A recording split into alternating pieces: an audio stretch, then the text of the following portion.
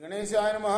శ్రీ సరస్వతి నమః. శ్రీ గురుభ్యో నమః. భక్తులారా, వాల్మీకి మహర్షి రచించిన శ్రీమద్ రామాయణం యథాతథంగా చెప్పుకున్నాం. ప్రతి శ్లోకం దాని అర్థం. ఇందులో భాగంగా నిన్నటి వరకు బాల, అయోధ్య, అరణ్య, కిష్కింధ, సుందర యుద్ధకాండలు పూర్తి చేశాం. ఉత్తరకాండలో కూడా మనం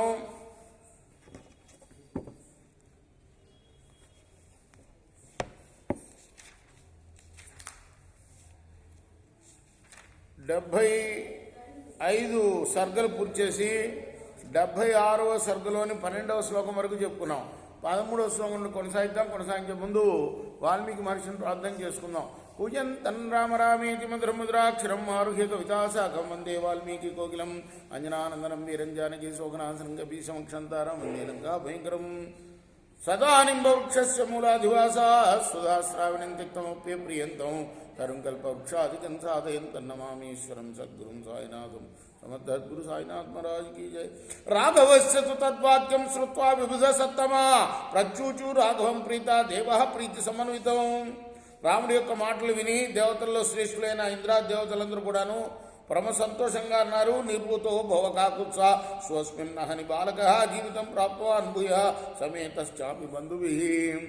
రామా, నిశ్చింతగా ఉండు. నువ్వు ఈ రోజునే ఆ బాలుడు మళ్ళీ ప్రాణాలు పొందాడు కూడాను.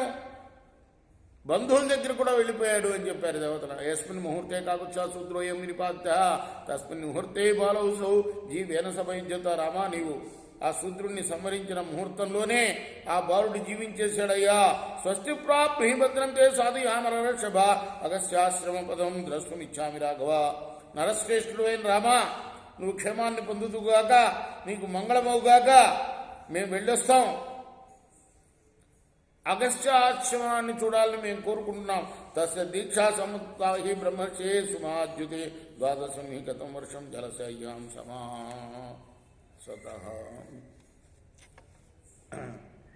బ్రహ్మర్షి అయిన అగస్త్య యొక్క దీక్ష సమాప్తం అయింది.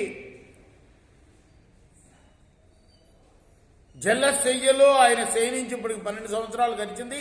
కాకుచ్చ తద్గమిష్యామో మునిం సమభినందితం త్వంచాభిగచ్చ భద్రంతే ద్రష్టంతం ఋషి సత్తమం. అందువల్ల ఆ మునిని అభినందించడానికి వెళ్తున్నాం మేము. నీకు మంగళవుగాక, నీవు కూడా ఆ ఋషీశ్వరుని దర్శించు అని చెప్పారు. స తథేతి ప్రతిజ్ఞాయా దేవానంద గుణందన ఆరోహ విమానంతో పుష్పకమేం భోజితం. అలా చేస్తానని రాముడు దేవతలకు చెప్పి పుష్పకాన్ని ఎక్కాడు. తతో దేవా ప్రయాతస్తే విమానై భవిస్తాయి రామోప్యనుజాగామేషు కుంభయోనే తపోవనం.